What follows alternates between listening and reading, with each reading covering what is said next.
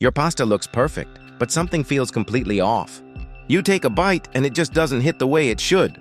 Everything seems right, but the taste feels flat and disconnected.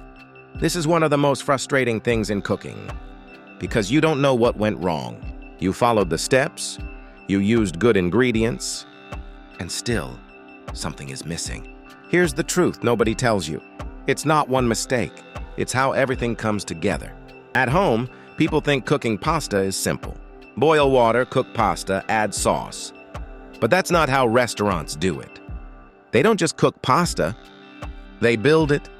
Every step affects the final result, even the ones you don't notice. When pasta cooks, it absorbs what surrounds it. If that base is weak, everything after will feel incomplete. Then comes the moment most people underestimate: the transition from water to pan, from cooking to finishing. This is where pasta either comes alive or completely falls apart. At home, this step is rushed or ignored. Pasta sits, cools down, loses energy.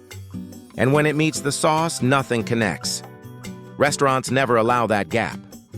They move fast, controlled, and with purpose. Pasta goes straight into the pan.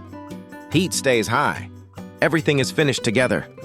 This is where texture tightens, where flavor binds, where everything becomes one. If you skip this moment, you don't ruin the pasta.